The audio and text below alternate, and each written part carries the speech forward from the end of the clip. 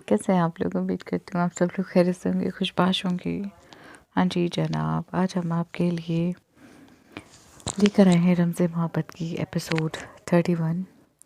और मेरे जो इसके रीडर हैं वो बड़े मासूम से शिकवे करते हैं मुझसे। आप ही बड़ी तरसा कर एपिसोड देती हैं, आप ही रमज़े मोहब्बत की एपिसोड क्यों नहीं देती? अच्छा, एक कमेंट पढ़कर तो लिटरली मुझे बहुत हंसी आई। मेरी एक बहुत प्यारी रीडर लिखती है, नूरे सुल्तान में तो बच्चे होने शुरू हो गए, शादी हो गई, आप अभी तक उसकी ही एपिसोड देती है। प्लीज़ आप उसको कम करके रमज़े मोहब्बत पर ध्यान दें। और मुझे आप यकीन करें, मुझे वो कमेंट पढ़कर मैं इतनी हंसी हूँ, मैं बता नहीं सकती। अच्छा, मैं आपको एक बात बता रही हूँ, मैं सबके कमेंट पढ़ती हूँ, आप यकीन करेंगे मैं सबके कमेंट पढ़ती हूँ, बस रिस्पॉन्स नहीं कर पाती। मैंने आपको बताया है ना कि जैसे जब कोई कमेंट करता है तो नोटिफिकेशन आता है, मैं वहीं देख देख कर मतलब वो एकदम मैं देखती रहती हूँ। और देखती भी मैं शाम के टाइम हूँ, क्योंकि है इसका, चलिए खैर कोई रीज़न कि मैं बताऊँगी कभी बाद में। तो बड़ा ही मज़ा आता है यार, मैं सच में बता रही हूँ, मुझे बड़ा ही मज़ा आता है कि क्या मतलब जब आप लोग लिखते हैं। और ख़ैर मुझे पता है कि अब मेरी ऑडियंस बढ़ चुकी है, 50% नहीं, 50 नहीं, मतलब 60% अब भी नूरे सुल्तान की है, 40% रमज़े मोहब्बत की है। तो अच्छा खैर, अभी जैसे मैं आपको बता दूं, आप इतना टेंशन मत लें, क्योंकि नूरे सुल्तान हार्डली, अब नूरे सुल्तान की 30 और 35 एपिसोड रहती हैं। अब वो मैं चाहे 1 महीने में पूरी कर लूँ या 2 महीने में, मैं जितना भी ले लूँ, लेकिन 30 और 35 मतलब अराउंड इतने ही एपिसोड बचते हैं नूरे सुल्तान के। नावल एंड होने की तरफ है। तो बस उसके बाद हम रमज़े मोहब्बत पर ध्यान देंगे, और फिर इंशाल्लाह उसके बाद हम अपना नावल तेरे इश्क में दोबारा लिखेंगे। आप इमेजिन कर सकते हैं, मैं अपने एक नावल पर दोबारा मेहनत करूँगी, क्योंकि वो मेरी मेहनत सारी ख़राब हो चुकी है, और फिर सहर इश्क का PDF तैयार करना है मुझे। तो बस अभी बहुत कुछ है, और टाइम इतना नहीं मिलता मुझे। मैं बता दूँ, काफ़ी सारे लोग मुझसे पूछते हैं आप करती क्या? एक मैसेज भी आता, आप करती क्या है? अरे यार, मैं क्या करती हूँ? मैं मदर हूँ, मैं होम मेकर हूँ, मैं क्या ही कर सकती हूँ? आप खुद सोचें, जो आपकी मदर करती होंगी वही मैं करती हूँ। तो खैर देखिए, सब बिज़ी हैं आजकल की ज़िंदगी में, और सब थोड़ा सा टाइम निकालते हैं अपने लिए, खुशी मतलब कुछ अपने लिए टाइम होता है। जैसे मेरे लिए मेरा टाइम आप लोगों के लिए काम करना है, और आप लोगों के लिए जो अपने लिए टाइम है वो पढ़ना है, मेरा या किसी का भी नावल। तो चलें खैर, बस मुझे मतलब मैं, मेरे कहने का मतलब ये है कि यार बस मैं आप लोगों से बहुत प्यार करती हूँ बस। इससे ज़्यादा मैं क्या ही कहूँ। चलिए, बहुत छोटा सा टारगेट है मेरा, 350 लाइक और 150 कमेंट का, इसको ज़रूर पूरा कीजिएगा। अच्छा, ज़रूर, मतलब चलिए फिर मैं ये अगली बार बात करूँगी, बहुत लंबा हो जाएगा। बख्त खान कमरे में दाखिल हुआ तो नज़र सामने सोफे पर बैठी जनान पर पड़ी, जो अपने हाथ की ड्रेसिंग कर रही थी। दरवाज़ा खोलने खुलने की आवाज़ पर इसने सर उठाकर सामने देखा। सामने बख्त खान खड़ा था। बख्त खान को देखकर उसने दोबारा से अपनी नज़रें नीची कर ली और अपने काम में बिज़ी हो गई। बख्त इसके इस तरह नज़रअंदाज करने पर भवें सिकोड़ कर इसे देखने लगा। कुछ देर वो इसी तरह खड़ा रहा, फिर आगे बढ़ा और इसके पास सोफे पर आकर बैठ गया। मेरे आने का इंतज़ार कर लेती। जनान को अपने ज़ख्म पर मरहम लगाते देख कर बख्त खान ने कहा, और इसके हाथ से ट्यूब ले लिया, हम खुद कर लेगा। बख्त खान के अपने हाथ से ट्यूब लेने पर जनान ने कहा और हाथ बढ़ाकर इसके हाथ से ट्यूब लेना चाहा। वो बख्त खान को नहीं देख रही थी, इसकी नज़र बख्त खान के हाथों में मौजूद ट्यूब पर थी। मैं कर रहा हूँ ना? बख्त खान ने अपना हाथ पीछे करते हुए कहा, हमको नहीं चाहिए तुम्हारा हेल्प। وہ کچھ ناراضگی سے بولی۔ وہ بخت خان کی صبح والی حرکت پر اس سے اب تک ناراض تھی۔ تم سے پوچھ کر نہیں کروں گا تمہاری مدد، کہتے ہوئے بخت خان نے اس کا ہاتھ تھام کر اپنے گھٹنے پر رکھا اور ٹیوب کا کیپ ہٹا کر دوائی اس کے زخم پر لگانے لگا۔ اس کی ہتھیلی ابھی بھی بری طرح جھلسی ہوئی تھی، زخم ابھی بھی تازہ تھا۔ بخت خان نے اس کے زخم کو دیکھا، پھر جنان جو نظریں جھکائے ہوئے اپنے ہی زخم کو دیکھ رہی تھی۔ اس کی پلکوں پر آنسوؤں کی نمی تھی، شاید وہ روئی تھی۔ بخت خان نے بڑی غور سے اس کی طرف دیکھا، پھر بنا کچھ کہے اس کے زخموں پر مرہم لگانا شروع کیا تو ایک چیخ آواز اس کے سماعتوں سے ٹکرائی۔ بخت خان نے سر اٹھا کر ایک دم جنان کی طرف دیکھا۔ اس کے چہرے پر درد کا سایہ لہرا رہا تھا۔ کیا ہوا؟ جلن ہو رہی ہے؟ بخت خان نے پوچھا۔ جنان نے کوئی جواب نہیں دیا۔ بخت خان نے بغور اس کو دیکھا، پھر زخم پر مرہم لگاتے ہوئے ہلکے ہلکے پھونک مارنے لگا۔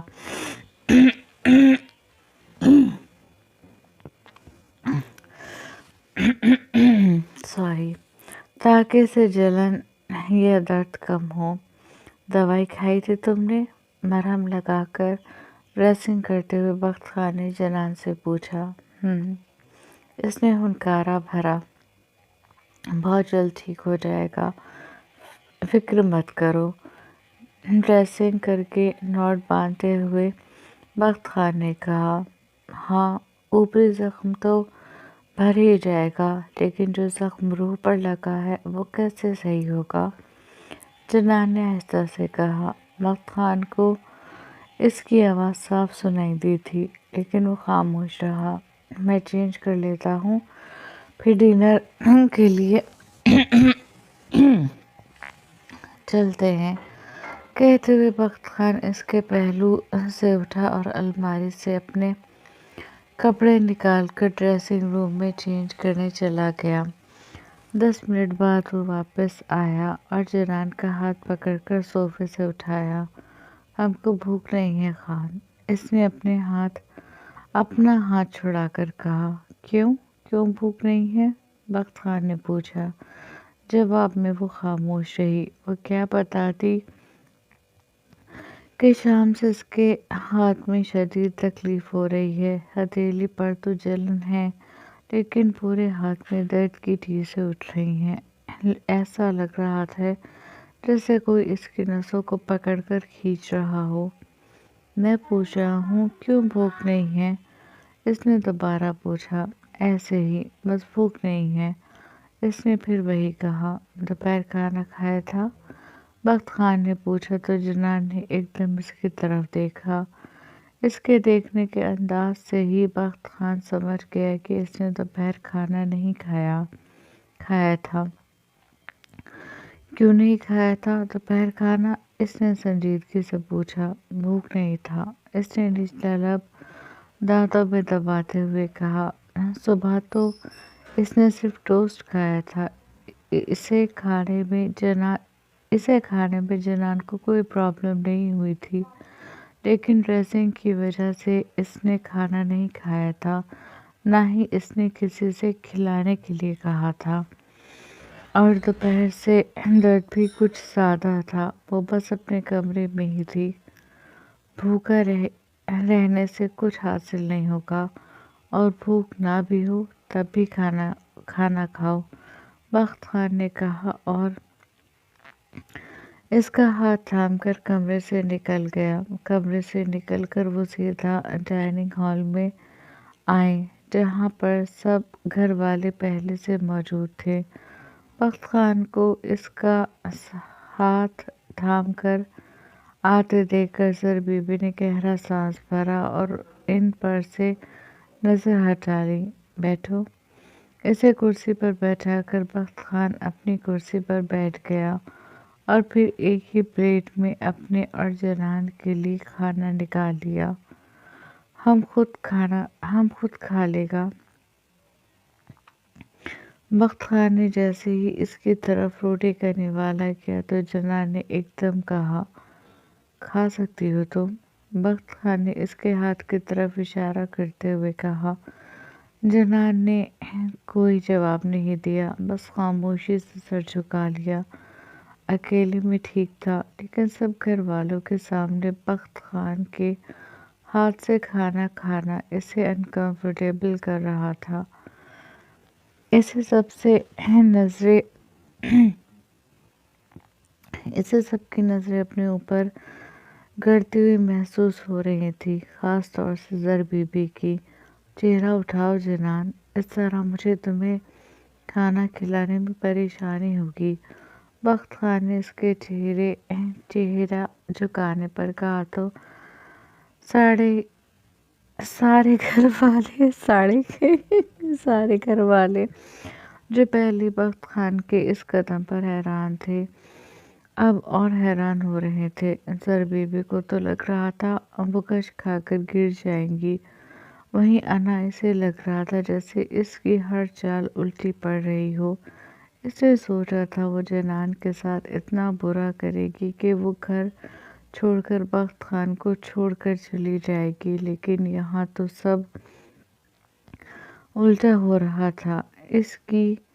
اس سازش کے بعد بخت خان جنان کے اور قریب ہو رہا تھا، وہ اس کا بے حد خیال رکھ رہا تھا، اسے اپنے ہاتھ سے کھانا کھلا رہا تھا، اسے اپنے گھر والوں تک کی پرواہ نہیں تھی کہ کوئی اس کے بارے میں کیا سوچے گا۔ جنان کھانا کھاؤ، بخت خان نے روبدار اور سخت لہجے میں کہا تو ناچار جنان کو منہ کھولنا پڑا۔ پھر جب تک ان دونوں نے کھانا کھایا سارے گھر والے خون کا سگھونٹ پیتے رہے۔ بس ایک یسریٰ اور یاسر تھے جن کے ہونٹوں پر مبہم سی مسکراہٹ بکھری ہوئی تھی۔ میرے کمرے میں آؤ۔ کھانے سے فارغ ہو کر جیسے ہی بخت کرسی سے اٹھا اسے زر بی بی کی آواز آئی۔ وہ کرسی سے اٹھتی ہوئی اس سے اپنے کمرے میں آنے کا حکم دے رہی تھی۔ جی مورے،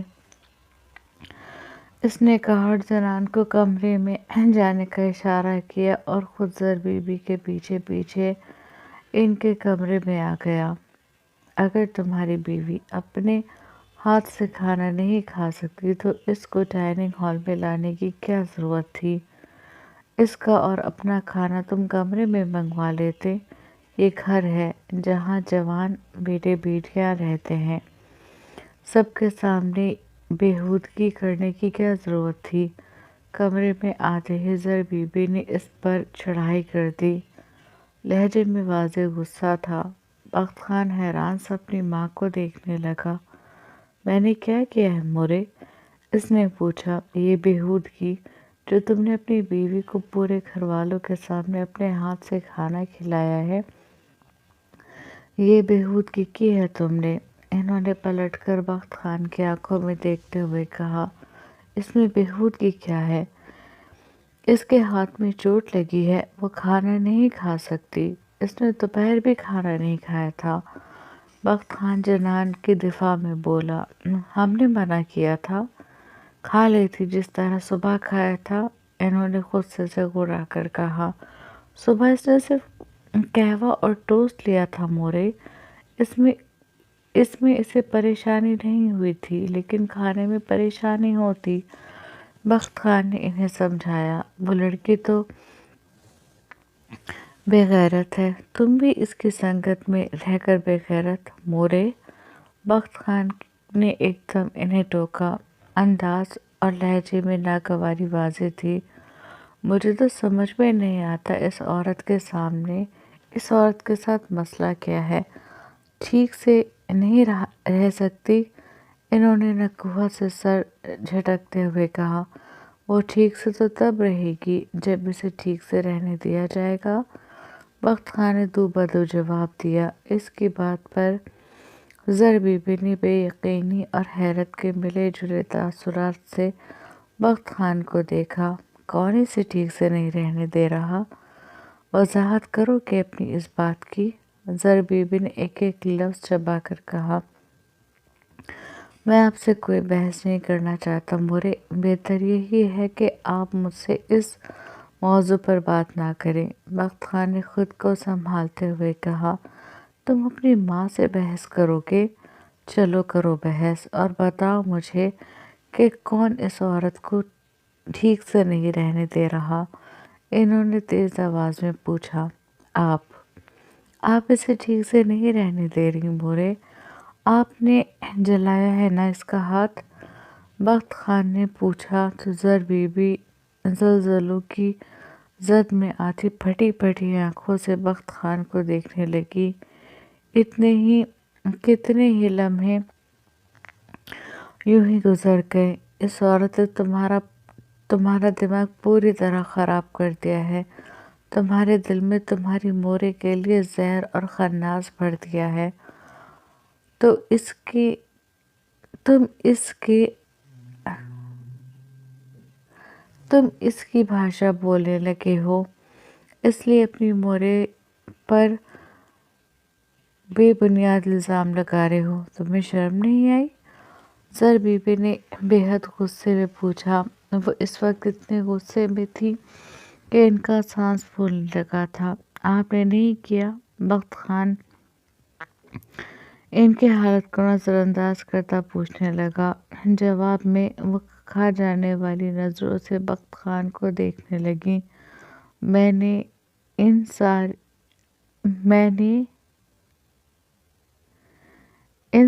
खून लिखा गया। इन सारे खून को लैब में भेजा था। किसी में भी ऐसा केमिकल नहीं है जिससे स्किन झुलस जाए, लेकिन जनान की स्किन एसिड से झुलसी है। इसका मतलब है किसी ने जानबूझकर जनान के साथ ये सब किया, इसे तकलीफ दी। वैसे तो इस घर में इसके सारे ही दुश्मन हैं, लेकिन ये काम तुम्हारी माँ करेगी, यही कहना चाहते हो तुम? ज़र बीबी ने इसकी बात बीच में काटकर गुस्से से चीखते हुए पूछा। आप नहीं कर सकती। आप तो इससे इतनी नफरत। वो आगे कुछ कहता इससे पहले एक सन्नाटेदार थप्पड़ बख्त खान की ज़बान को बंद कर गया। अगर एक लफ्ज़ भी तुमने आगे बोला, मैं भूल जाऊंगी कि तुम मेरी औलाद हो और इस दुनिया में मैं सबसे ज़्यादा तुमसे मोहब्बत करती हूँ। उंगली उठाकर I'm sorry, बहुत गला चोक हो रहा है ठंड की वजह से। उंगली उठाकर बख्त खान को वार्न करते हुए ज़र बीबी ने कहा। इनकी हालत इस वक्त बेफरी शेरनी की तरह हो रही थी। बख्त खान ने बेयकीनी से अपनी मोरे को देखा, जिनकी आंखों में वहशत उजरी हुई थी, गुस्से से जिनका चेहरा बुरी तरह सुर्ख हो रहा था, सांस गुस्से की वजह से उखड़ रही थी। इस घटिया औरत ने क्या जादू किया है तुम पर? वो तुम्हें मेरे खिलाफ भड़काती और आपने नहीं किया। इनकी बात बीच में काट कर बख्त खान ने पूछा। इसकी आंखों में भी अजीब सा तासुर उतरा हुआ था। कुछ लम्हे ज़र बीबी से देखती रही। अगर मुझे इसका हाथ जलाना होता ना, तो मेरे अंदर इतनी हिम्मत है कि मैं सबके सामने ही करती, और अगर मैंने इसका हाथ जलाया होता तो मेरे अंदर इतनी भी हिम्मत है कि मैं इस बात को एडमिट करती, लेकिन अफसोस मैंने ये नहीं किया। इन्होंने एक एक लफ्ज़ चबा कर कहा। बख्त खान एक लम्हे में इनके लहजे की सच्चाई भाप गया था। दफ़ा हो जाओ मेरी नज़रों के सामने से। इन्होंने बख्त खान को देखते हुए दरवाजे की तरफ इशारा किया। गुस्सा इतना था कि इनका दिल चाह रहा था कि सब कुछ तहस नहस कर दे और जाकर इस औरत से पूछे कि इसने इन चंद दिनों में ایسا کیا جادو کر دیا ہے کہ ان کا بیٹا جو ان کے سامنے نظر نہیں اٹھاتا تھا اب ان کے سامنے زبان چلانے لگا ہے۔ بخت خان بنا کچھ کہے ان کے کمرے سے نکل گیا۔ زر بی بی کے کمرے سے نکل کر وہ اپنے کمرے میں نہیں گیا بلکہ حویلی سے باہر چلا گیا، جبکہ زر بی بی غصے سے پیچ و تاب کھاتی اپنے کمرے میں ادھر سے ادھر ٹہل رہی تھی۔ ہر گزرتے سیکنڈ کے ساتھ ان کے غصے کا گراف بڑھتا جا رہا تھا۔ پھر جب انہوں نے اپنے غصے پر کنٹرول کرنا مشکل ہو گیا تو وہ تن فن کرتی اپنے کمرے سے نکلی اور سیدھا بخت خان کے کمرے کے پاس آئی اور دروازہ جھٹکے سے کھول کر اندر داخل ہو گئی۔ جنان جو بیڈ پر پیر لٹکائے سر جھکائے بیٹھی تھی، دھاڑ کی آواز پر اسے دروازہ کھلنے پر ایک دم دروازے کی طرف دیکھا اور زر بی بی کو دیکھ کر اس قدم خشک ہو گیا۔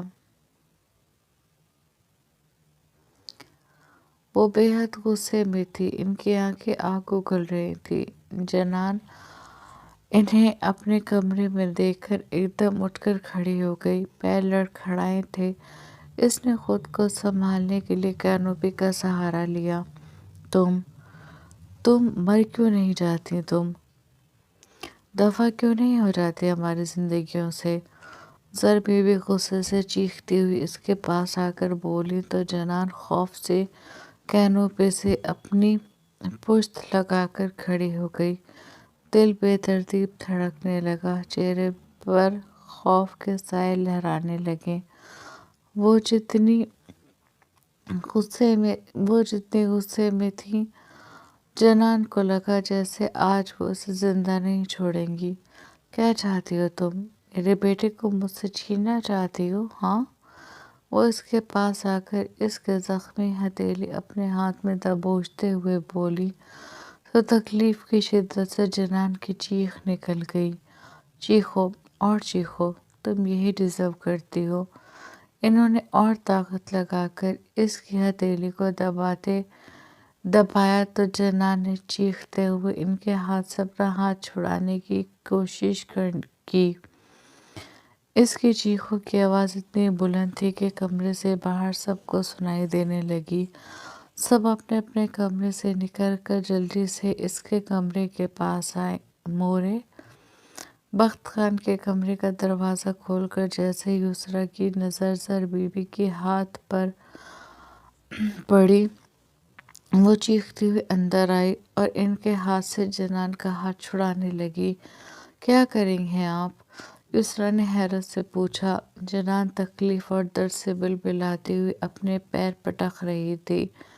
باقی سارے گھر والے بھی بخت خان کے کمرے میں آ گئے۔ زر اس کا ہاتھ چھوڑ دو، مظہر صاحب نے آگے بڑھ کر کہا۔ میں اس کا ہاتھ نہیں چھوڑوں گی۔ اس لڑکی نے مجھ پر الزام لگایا ہے کہ میں نے اس کا ہاتھ جلایا ہے۔ انہوں نے جنان کو نفرت سے دیکھتے ہوئے مظہر صاحب سے کہا تو انہوں نے حیرت سے جنان کو دیکھا، جبکہ ان کی بات سن کر انا کے ہونٹوں پر شاطرانہ مسکراہٹ اود آئی۔ واو، ایک تیر سے دو نشانے، انا نے گدگداتے ہوئے سوچا۔ ان کی بات پر جنان روتے ہوئے نفی میں سر ہلانے لگی۔ جھوٹ بولتی ہو، انہوں نے غصے سے کہتے ہوئے جیسے اپنا ہاتھ اس کو مارنے کے لیے اٹھایا ویسے ہی بخت خان نے ایک دم آگے بڑھ کر ان کا ہاتھ اپنے ہاتھ میں دبوچ لیا۔ وہ حویلی میں آ رہا تھا۔ جنان کی چیخوں کی آواز سن کر بدحواس سا بھاگتا ہوا اپنے کمرے کی طرف آیا اور جیسے اس کی نظر سامنے پڑی وہ حیران ہو گیا۔ اس کی ماں اس کی بیوی پر چیخ رہی تھی اور جنان روتے ہوئے نفی میں سر ہلا رہی تھی۔ سارے گھر والے تماشائی بنے ایک طرف کھڑے تھے۔ وہ جنان پر ہاتھ اٹھاتی اس سے پہلے اس نے آگے بڑھ کر اپنی ماں کے माँ का हाथ रोक लिया। मना किया था ना आपसे मोरे, मेरी बीवी पर हाथ उठाने की गलती मत करना। बख्त खान ने गुस्से से फूलती सांसों के दरमियान कहा।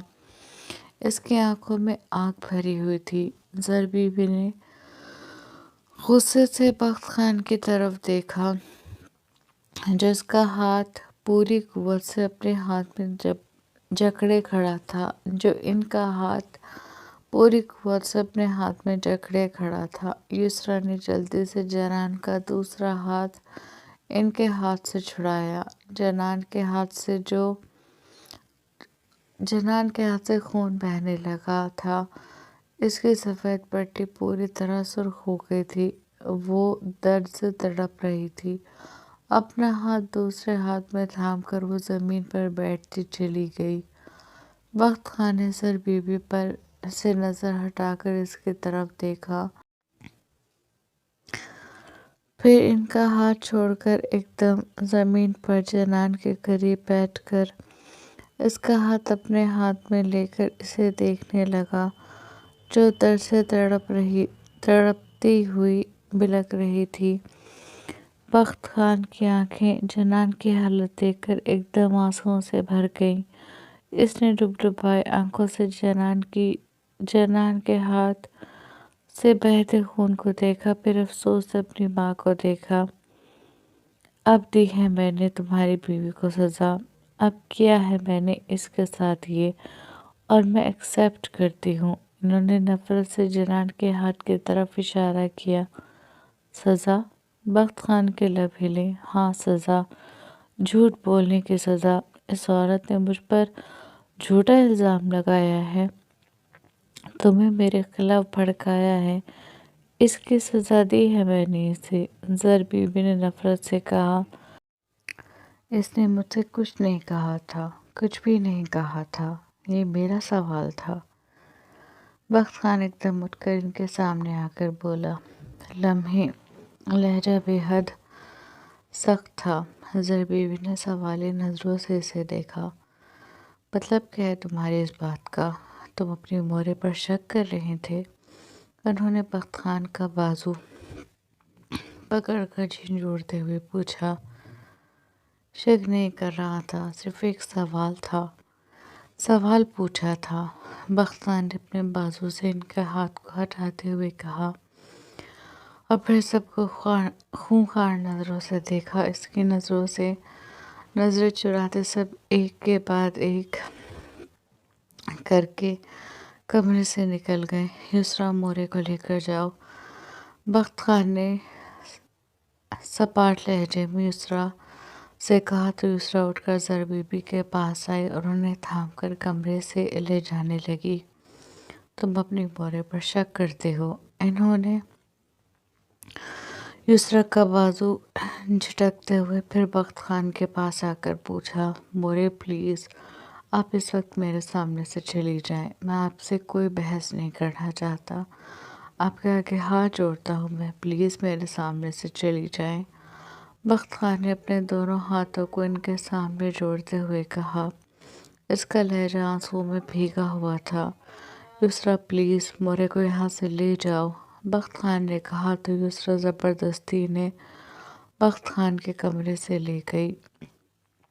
इनके कमरे से जाते ही बख्त खान ने अपने कमरे का दरवाज़ा बंद किया और ज़मीन पर बैठी जनान के पास आकर बैठ गया। जनान? इसके पास बैठकर बख्त खान ने इसका नाम लेकर इसका हाथ थामना चाहा, लेकिन जनान ने इसकी कोशिश को नाकाम बनाते अपने हाथ पीछे किए और खिसक कर से दूर हो गई। जनान? बख्त खान के लब हिले। दूर दूर हो जाओ हमसे। बख्त खान के हाथों को अपनी तरफ बढ़ते देखकर जनान हिज़यानी अंदाज में चिल्लाते हुए बोली। जनान? बख्त खान के लबों ने फिर इसका नाम लिया। मर गया जनान, मार दिया तुम लोगों ने जनान को। वो लड़खड़ाती हुई उठी और अपनी दोनों मुट्ठियाँ कस के बंद करती पूरी कुव्वत से चिल्लाई। बख्त खान बेबसी से इसे देखता हुआ उठा। क्या बिगाड़ा है हमने किसी का? क्यों हमारा सज़ा ख़त्म नहीं होता? क्यों हमसे इतना नफ़रत किया जा रहा है? क्यों? وہ اپنے دونوں ہاتھ بخت خان کے سامنے پھیلا کر تڑپ کر روتے ہوئے بولی۔ بخت خان نے آگے بڑھ کر اس کے بازو کو جیسے ہی تھاما، ویسے ہی جنان نے اپنی دونوں ہتھیلیاں اس کے سینے پر مارنی شروع کر دیں۔ دور ہو جاؤ، ہم سے دور ہو جاؤ، ہم کو کسی کا ضرورت نہیں ہے، ہم کو تمہارے بھی ضرورت نہیں ہے، چلے جاؤ یہاں سے، ہمیں اکیلا چھوڑ دو، جاؤ۔ بخت خان اسے سنبھالنے کی کوشش میں ہلکان ہو رہا تھا اور وہ اپنی تکلیف کو مزید بڑھاتی اس کی چٹانیں سینے پر اپنی ہتھیلیاں مارتی اسے خود سے دور کرنے کی تگ دھاو کر رہی تھی۔ بخت خان نے ایک دم اس کا دایاں بازو چھوڑ کر اس کی کلائی کو تھام کر اسے ایک جھٹکا دے کر اسے اپنے قریب کیا۔ بخت خان نے غراتے ہوئے کہا تو جنان کی مزاحمت لمحے بھر کو دم توڑ گئی، پھر اگلے ہی لمحے وہ اسی ہذیانی انداز میں اپنا دوسرا ہاتھ اس کے سینے پر مارنے لگی۔ بخت خان کی آف وائٹ شرٹ سینے پر سے جنان کے خون سے رنگ چکی تھی۔ اس وقت جنان اتنی اذیت میں تھی کہ اسے اپنی تکلیف کا احساس نہیں ہو رہا تھا، لیکن بخت خان کو اس کی تکلیف کا احساس تھا، اسی لیے ایک دم اس کا دوسرا ہاتھ بھی تھام کر اسے اپنے سینے سے لگا کر اپنا مضبوط حصار اس کے نازک وجود کے گرد حائل کر دیا۔ چپ، بالکل چپ، اسے خود سے لگا کر بخت خان سرگوشی میں بولا، ہم کو چھوڑ دو خان، ہم کو چھوڑ دو، ہم کو نہیں رہنا تمہارے ساتھ، ہم کو نہیں رہنا تمہارے گھر میں، تم سب برا ہے، تم بھی برا ہے، ہم کو جانے دو، ہم کو ہمارے گھر جانا ہے، ہم کو ہمارے گھر جانا ہے، وہ روتی بلکتی بولی۔ بخت خان نے اس کی اذیت کو محسوس کرتے کرب سے اپنی آنکھیں بند کی تھی۔ چھوڑ دو ہم کو، تمہیں سنائی نہیں دیا؟ پوری قوت لگا کر جنان نے اسے خود سے دور کرنے کی کوشش کرتے ہوئے کہا تو بخت خان نے اپنے حصار کو ڈھیلا چھوڑ دیا۔ اس کا حصار ڈھیلا ہوتے ہی جنان اس سے دور ہو گئی۔ ہم کو چھوڑ دو، ہم کو طلاق دے دو، ابھی کے ابھی ہم کو طلاق دو، ہم کو نہیں رہنا تمہارے ساتھ، ہم کو نہیں رہنا تمہارے گھر میں۔ اس سے دور ہوتے ہوئے وہ اپنا ہاتھ غصے سے کینوپی پر بے دردی سے مارتے ہوئے بولی۔ بخت خان کو اب اس پر ترس کے ساتھ ساتھ غصہ بھی آنے لگا تھا، وہ غصے میں اپنے آپ کو تکلیف دے رہی تھی۔ بخت خان نے آگے بڑھ کر دوبارہ اس کا ہاتھ اپنے مضبوط ہاتھ میں تھام لیا۔ یہ کیا کر رہی ہو تم؟ اس نے غراتے ہوئے پوچھا۔ تم سے مطلب؟ ہم کچھ بھی کریں؟ جنان نے اپنی سرخ آنکھیں بخت خان کی سرخ آنکھوں میں گاڑتے ہوئے کہا، شوہر ہوں میں تمہارا، مجھ سے کوئی مطلب نہیں ہے تمہیں؟ بخت خان اس کی بات پر پینچ و تاب کھاتے ہوئے بولا، ہاں، نہیں ہے تم ہمارا شوہر، کب دیا ہم نے تم کو اپنے شوہر ہونے کا حق؟ نہ دیا ہے، نہ دے گا، تم ہمارا کچھ نہیں لگتا، اس لیے ہم کو چھوڑ دو، ہم کو ہمارے گھر جانا ہے، اس نے غصے سے بل کھا کر کہا تو بخت خان ایک دم دہاڑا، خاموش، بالکل خاموش، اب اگر ایک لفظ بھی تمہاری زبان سے نکلا تو قسم خدا کی حلق سے زبان کھینچ لوں گا۔ وہ اتنی شدت سے دہاڑا تھا کہ جنان کے پیر کپ کپ آ گئے۔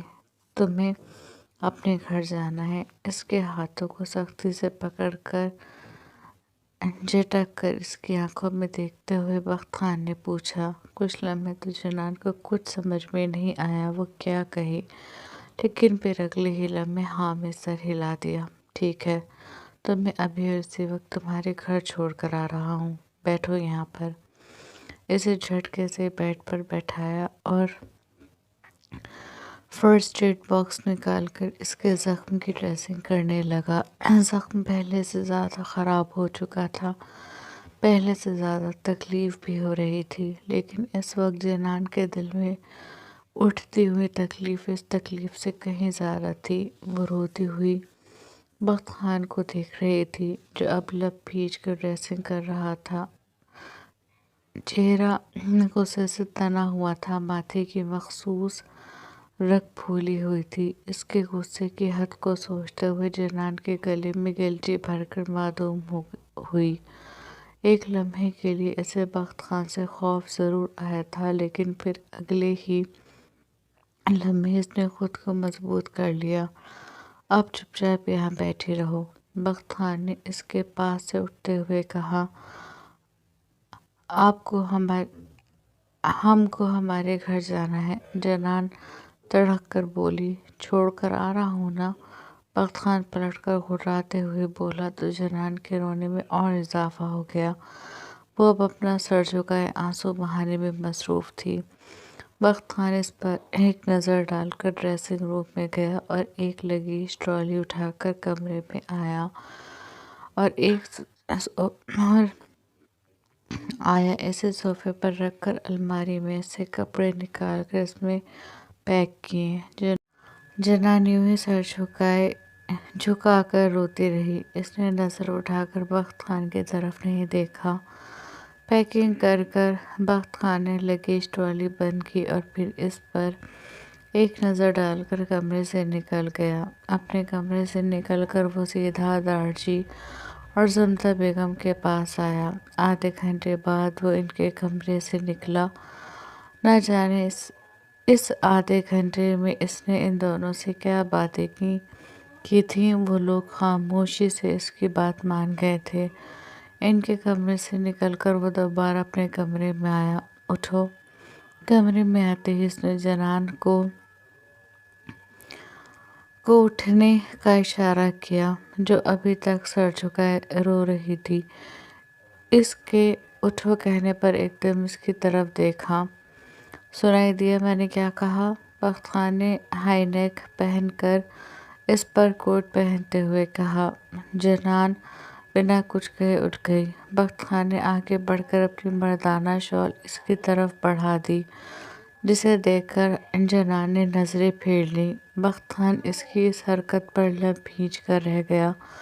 وہ بلا کی ضدی لڑکی تھی، اس بات کا اسے اندازہ تھا، لیکن ہر بار وہ پہلے سے زیادہ ضد کرتی تھی، اس لیے اس کی ضد کا اندازہ لگانا بخت خان کے بس میں نہیں تھا۔ بخت خان نے اسے دیکھا۔ اس نے بلیک سوٹ پر وائٹ سویٹر پہنا ہوا تھا، بلیک دوپٹہ شانوں پر ڈھلکا ہوا تھا۔ وہ خود ہی آگے بڑھا اور اس کا دوپٹہ سر سے اڑا کر اپنی شال اس کے گرد لپیٹ دی۔ جنان نے اس کی طرف دیکھا۔ باہر بہت زیادہ ٹھنڈ ہے، مائنس میں ٹمپریچر جا رہا ہے۔ اگر اسی طرح باہر نکلی تو اپنے گھر پہنچنے سے پہلے اللہ کے گھر پہنچ جاؤ گی۔ بخت خان نے کہا۔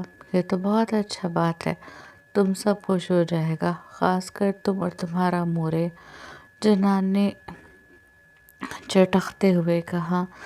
اس کی اس بات پر بخت خان نے خود کو کچھ سخت کہنے سے روکا اور اس کا ہاتھ تھام کر لگیج ٹرالی اٹھائی اور کمرے سے نکل گیا۔ جنان سیڑھیوں پر اترتے ہوئے یہ سوچ رہی تھی کہ اتنی برف باری میں وہ گلمرگ کیسے پہنچے گی، لیکن اس نے بخت خان سے نہیں پوچھا۔ بخت خان اس کا ہاتھ تھامے حویلی سے باہر نکلا اور پورچ میں آ کر اپنی گاڑی کی ڈگی کھول کر اس میں ٹرالی رکھی اور پھر اسے پیسنجر سیٹ پر بیٹھا کر خود ڈرائیونگ سیٹ پر بیٹھ کر گاڑی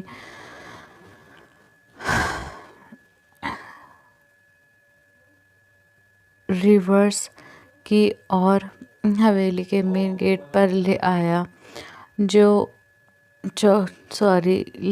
چوکیدار نے بخت خان کی گاڑی کو دیکھتے ہوئے گیٹ کھول دیا۔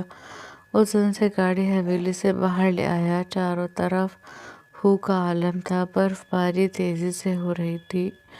گاڑی میں سکوت سا طاری تھا، دو نفسوں کے ہونے کے باوجود اتنی خاموشی تھی کہ سوئی گرنے کی آواز بھی سنی جا سکتی تھی۔ بخت خان چہرے پر بلا کی سنجیدگی لیے ڈرائیو کر رہا تھا اور وہ بخت خان سے ہلکا سا رخ پھیرے کھڑکی سے باہر دیکھ رہی تھی، حالانکہ نظر اسے کچھ بھی نہیں آ رہا تھا۔ اتنی برف باری میں رات کو ڈرائیو کرنے میں بخت خان کو تھوڑی دقت پیش آ رہی تھی۔ وہ تو غنیمت تھی کہ وہ اپنی مرسیڈیز نہیں بلکہ اسکارپیو لیکن اسکارپیو لایا تھا، جس کی وجہ سے کچھ بچت ہو گئی تھی۔ اسی خاموشی کے ساتھ انہیں سفر کرتے ہوئے 1 گھنٹہ گزر گیا تھا۔ ایک ہائی وے پر آ کر انہیں پولیس بیریئر دکھائی دیے۔ بخت خان نے گاڑی سے نکل کر وہاں آ کر دیکھا۔ ایک چھوٹی سی پولیس چوکی تھی جہاں پر 2 پولیس والے موجود تھے۔ بخت خان ان کے پاس گئے، وہ بخت خان کو پہچان گئے۔ اسے سیلیوٹ کرتے انہوں نے اسے ساری سچویشن بتائی۔ آگے برف باری کی وجہ سے راستے بند تھے۔ یہ چکہما گاؤں تھا۔ اوکے، یہ بڑا عجیب سا ہے لیکن بہت خوبصورت گاؤں ہے۔ سر آپ یہاں اسٹے کر لیں، اگر آگے جانا مشکل ہے، کل تک برف صاف کر دی جائے گی، پولیس والے نے کہا تو بخت خان نے سر کو اس بات میں لا دیا۔ یہاں پر کاٹیج مل جائے گا؟ بخت خان نے پوچھا۔ کچھ کہا نہیں جا سکتا سر، کیونکہ ٹورسٹ کافی آئے ہوئے ہیں، اس نے کہا تو بخت خان نے سر کو ہلکا سا خم دیا۔ گاؤں کا راستہ سیدھے ہاتھ سے ہے نا؟ اس نے پوچھا تو پولیس والے نے ہاں میں سر ہلا دیا۔ بخت خان اس سے ہاتھ ملا کر دوبارہ اپنی گاڑی میں آ کر بیٹھا اور گاؤں کی طرف گاڑی موڑ دی۔ جناح نے اسے راستہ بدلتے دیکھا لیکن کچھ بولا ہی نہیں۔ 15 منٹ بعد وہ لوگ گاؤں میں تھے۔ وہاں آ کر اس نے 1-2 کاٹیج میں روم کا پوچھا لیکن کسی کاٹیج میں روم خالی نہیں تھا۔ تم کیا کر رہا ہے؟ جناح نے اسے بار بار گاڑی سے نکل کر جاتے دیکھ کر پوچھا۔ کچھ نہیں، اس نے کہا اور اگنیشن میں سے چابی نکال کر دروازہ بند کر کے دوبارہ چلا گیا۔ جناح گاڑی کی لائٹ کھول کر بیٹھ گئی۔ اسے خوف تو آ رہا تھا لیکن وہ بخت خان کو بتا کر خود پر ترس کھانے کا اسے موقع نہیں دے سکتی تھی۔ بخت خان گاڑی بند کر کے ایک چھوٹے سے اسٹور پر آیا۔ کیا یہاں پر ایک رات کے لیے کوئی جگہ مل سکتی ہے؟ اس نے آ کر اسٹور کے اونر سے پوچھا۔ صاحب 3-4 کاٹیج ہیں یہاں پر، وہاں مل سکتی ہے، اس نے کہا۔ میں سب جگہ پوچھ چکا ہوں، کہیں بھی روم خالی نہیں ہے۔ کیا اس کے علاوہ کوئی اور جگہ ہے جہاں ہم ایک رات کے لیے رک سکتے ہیں؟ بخت خان نے کہا۔ وہ اکیلا ہوتا تو اسے کوئی پرابلم نہیں تھی۔ ٹریننگ کے دوران انہیں ہر موسم اور ہر سچویشن میں لڑنے اور رہنے کی ٹریننگ دی گئی تھی۔ بات یہاں اس کی ضدی بیوی کی تھی۔ آپ اکیلے نہیں ہیں صاحب؟ انہوں نے پوچھا۔ نہیں، میری بیوی میرے ساتھ ہے۔ آپ کہاں سے آیا ہے؟ اس نے پوچھا۔ اسے لگا شاید وہ ٹورسٹ ہے۔ میں شری نگر سے آیا ہوں، میرا نام بخت ہے، میں شری نگر کا ASP ہوں، بخت خان نے بتایا تو وہ شخص ایک دم اپنی جگہ سے کھڑا ہو گیا۔ آپ ایسا کریں صاحب، میرے گھر چلیں، اس نے کھڑے ہوتے ہوئے کہا۔ تمہارے گھر؟ بخت خان نے کہا۔ ہاں صاحب، میرے گھر، یہ دیکھیں سامنے، یہ تیسرا گھر میرا ہے، آپ اور آپ کا بیوی وہاں رک سکتا ہے، اس نے کہا تو کچھ سوچ کر بخت خان نے ہاں میں سر ہلا دیا۔ ٹھیک ہے، میں اپنی بیوی کو لے کر آتا ہوں، کہتے ہوئے وہ پلٹا اور گاڑی کے پاس آ کر گاڑی انلاک کی اور پیسنجر سیٹ کا دروازہ کھول کر جناح کا ہاتھ پکڑ کر اسے باہر نکالا۔ کیا ہو گیا؟ اس نے پوچھا۔ کچھ نہیں، آگے راستے بند ہیں، ہم یہاں سے آگے نہیں جا سکتے، اس لیے آج رات ہمیں یہیں اسٹے کرنا ہوگا۔ سارے کاٹیج بک ہیں، یہ شاپ اونر ہے، انہوں نے اپنے گھر رکنے کی آفر کی ہے، ہم آج رات ان کے گھر رک رہے ہیں، صبح ہم ایک منٹ۔ جنان نے اپنا ہاتھ اٹھا کر اسے روکا۔ بخت خان نے اس کے ہاتھ کی طرف دیکھا اور پھر اس کی طرف۔ کل گلمرگ کا راستہ 1 گھنٹے کا ہے اور ہم کو سفر کرتے ہوئے 1 گھنٹے سے زیادہ ہو چکا ہے، اور ہم کو تو یہ گلمرگ کا راستہ بھی نہیں لگ رہا۔ تم ہم کو کہاں لے جا رہا ہے؟ جنان نے پوچھا۔ ہم وہیں جا رہے ہیں، دوسرے راستے سے، لیکن راستے آگے سے بند ہے نا۔ اب کل چلیں گے، رات اتنی ہو چکی ہے کہ ہم پلٹ کر واپس گھر بھی نہیں جا سکتے، اس لیے آج یہیں اسٹے کرنا ہوگا۔ بخت خان نے کہا۔ خان، جو کہا ہے سن لیا نا؟ بخت خان نے کہا اور اس کا ہاتھ پکڑ کر اس آدمی کی طرف چل دیا۔ ان کو آتا دیکھ کر وہ آدمی اپنے گھر کی طرف چل پڑا۔ پیچھے پیچھے بخت خان اور جنان چل رہے تھے۔ یہ ہمارا مہمان ہے، آج یہ ہمارے گھر رکے گا، یہ ان کا بیوی ہے۔ اس آدمی نے گھر میں داخل ہوتے ہوئے اپنی بیوی سے کہا۔ آئیں، آپ لوگ اندر آئیں۔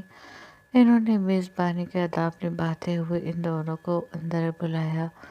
یہ شری نگر کے ایس پی ہیں۔ اس آدمی نے اپنی بیوی کے پاس آ کر کہا تو اس نے بخت خان کی طرف دیکھا۔ انہوں نے کہا اور ان دونوں کے لیے قہوہ لینے چلی گئی۔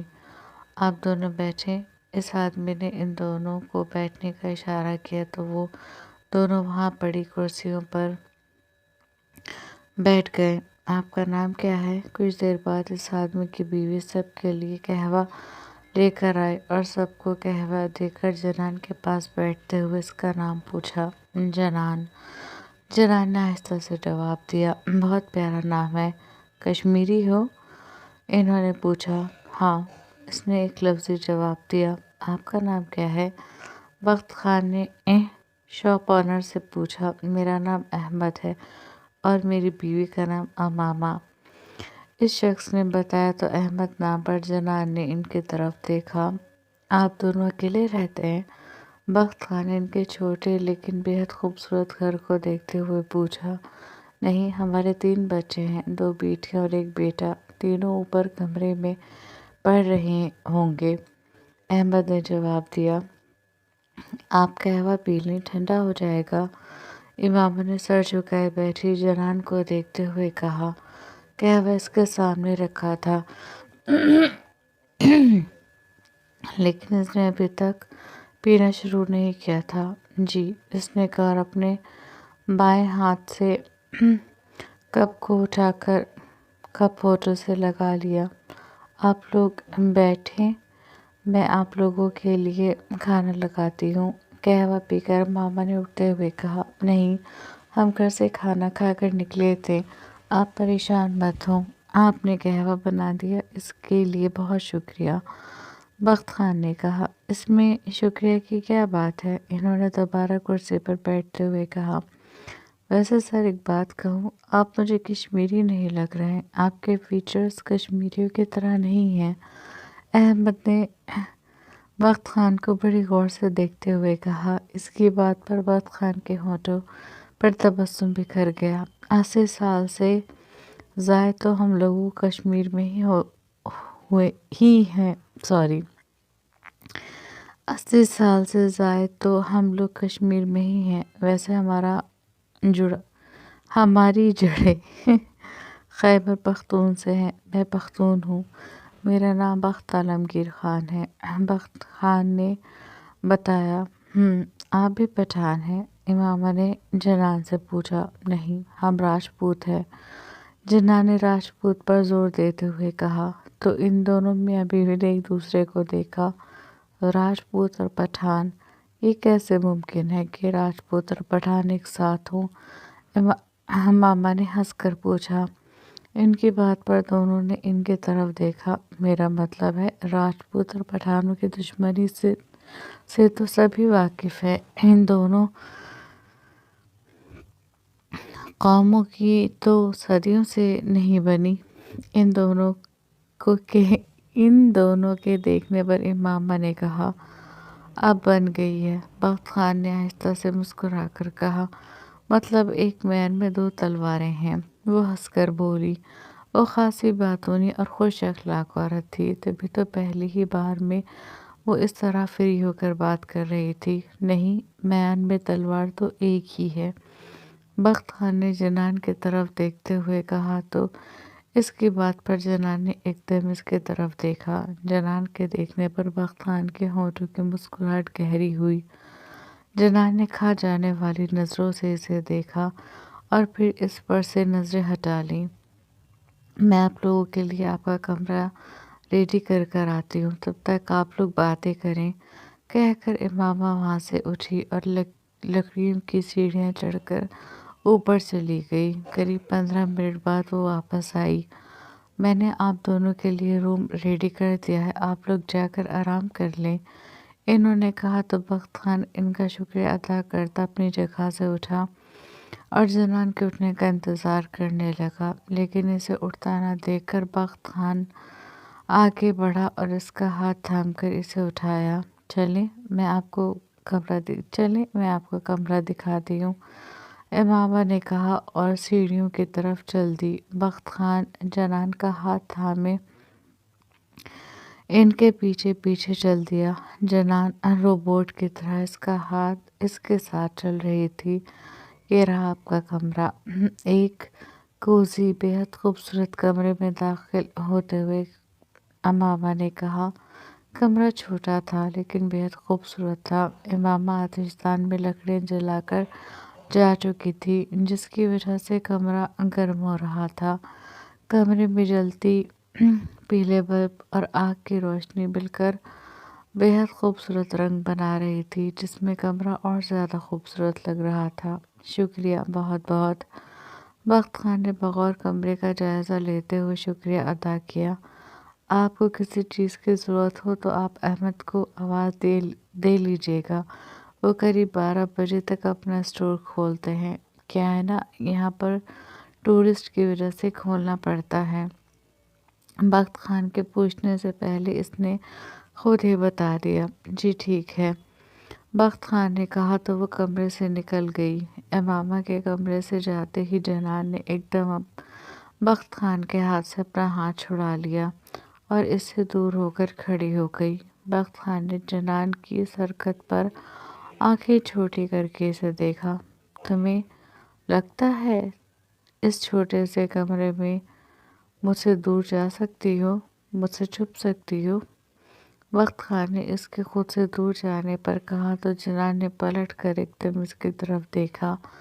بخت خان سینے پر ہاتھ باندھے بے حد سنجیدگی سے اسے دیکھ رہا تھا۔ بخت خان کے اس انداز پر جنان کے گلے میں گلٹی بھر کر معدوم ہوئی۔